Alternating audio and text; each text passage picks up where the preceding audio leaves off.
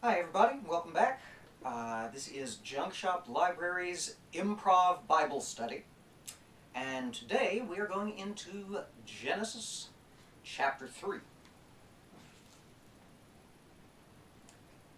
which is going to be a little bit of fun.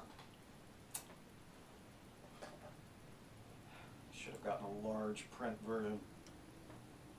Alright, Genesis chapter 3. Now the serpent was more subtle than any beast of the field which the Lord God had made. And he said unto the woman, Yea, hath God said, Ye shall not eat of every tree of the garden?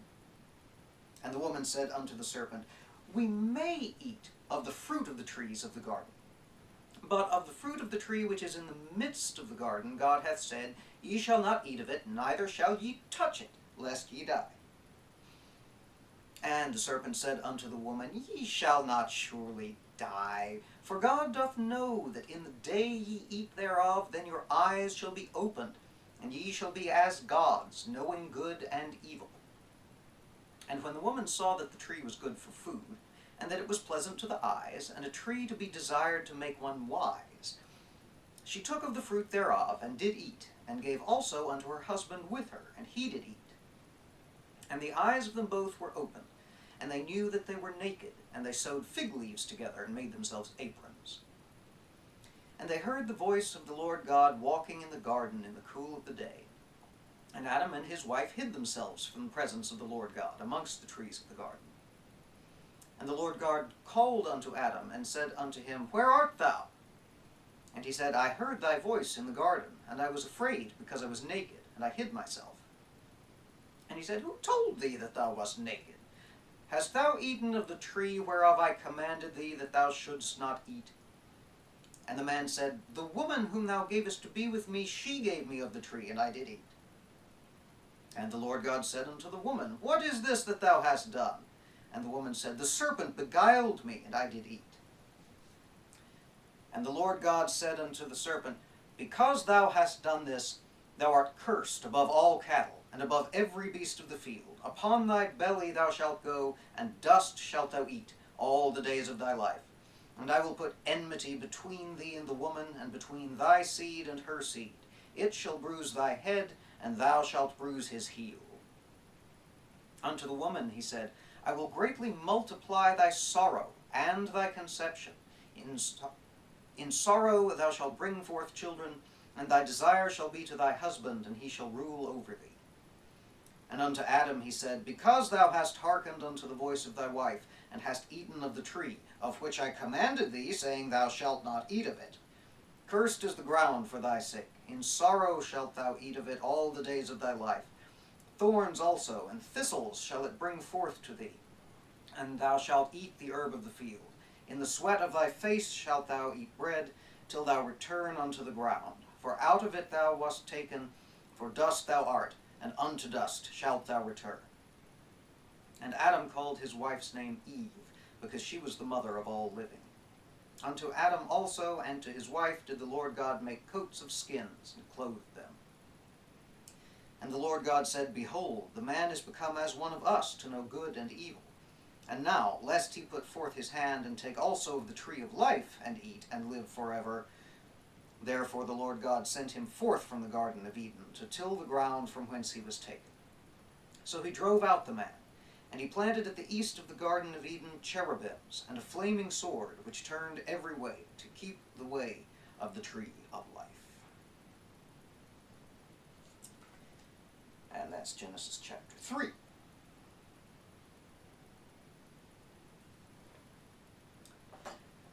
Alright, so there's entirely too much fun to be had here.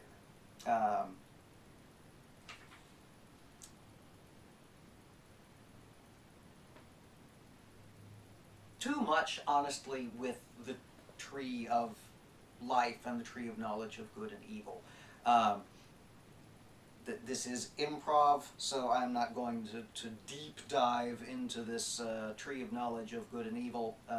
Matt Dillahunty has been doing a much better job than I ever could delving into that and into the doctrine of original sin for decades now. I do love this original passing of the buck story. The Bible gets a bad rap because it's so darn serious about everything. I think sometimes people overlook just how darn funny it is sometimes. God goes for a walk in this garden. He's put Adam in charge of taking care of. He looks around, he doesn't see Adam. He says, "Adam, where are you at, buddy?" And Adam pops out from behind a tree wearing a fig leaf apron and says, I was afraid because I was naked. God says, "Who told you you were naked? I never told you about naked. You know, did you eat that tree? That one thing I told you not to do, did you do that?" And Adam says, not just the woman, but the woman whom thou gavest to be with me, she gave me the fruit, and I ate it. And God says, "Woman, what is this which thou hast done?" And she says, "The serpent beguiled me." Interestingly, you know, as R.N. Ra, among other people, loves to point out, the serpent in the story is the only one who tells the truth. Because in the day which thou dost eat of it, thou shalt surely die. Whatever the actual King James phrasing is, didn't happen. So God lied from the outset about that. Then, apparently at some point, this little bit of extra information in the second half of verse 3,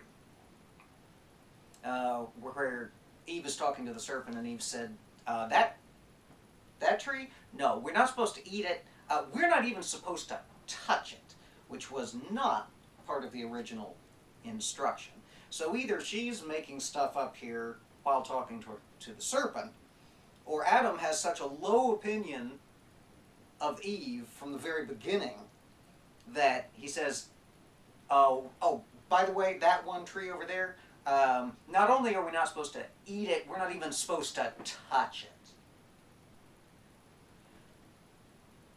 And the serpent says, "You won't die. It's the tree of knowledge, not the tree of dead on the spot." And then God asks everybody what they did, and they're all pointing the finger at somebody else, except for the serpent, whom for some reason he doesn't ask what he's done. Once the finger is pointed at the serpent most subtle, he just starts cursing him and his seed all over the place, including the "upon thy belly thou shalt crawl," as if he hasn't already been doing that. So apparently serpents were either originally arboreal, or they were winged or legged. And, especially in medieval and Renaissance art, you see interesting interpretations of, the serpent with the upper body of a human woman, because those women leading us into temptation all over the place. Never trust them. Or the depictions of a serpent with wings or legs or both. In the old Hanna-Barbera cartoon stories from the Bible, the episode that did the creation and Garden of Eden story, the serpent had back-hinged, high-rise knees, legs, like a crocodile, except more exaggerated, all down its body. It was very interesting, very striking visual design choice in that. Not to get sidetracked in too much on that. But yeah, so everybody gets kicked out of the garden, and this is why we all have to work hard for a living, is because we disobeyed. did not do as we were told. And then cherubims and a flaming sword,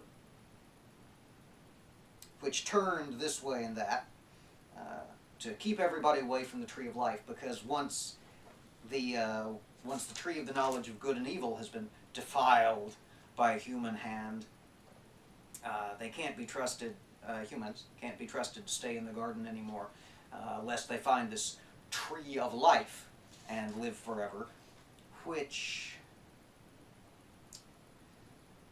I don't remember from earlier. Nope.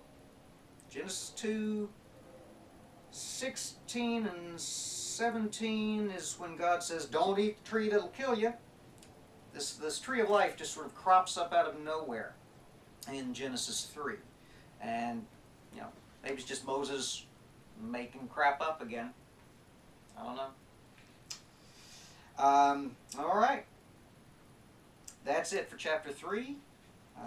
The invention of passing the buck and of hard work. We'll be back next time for Chapter 4, the invention of murder.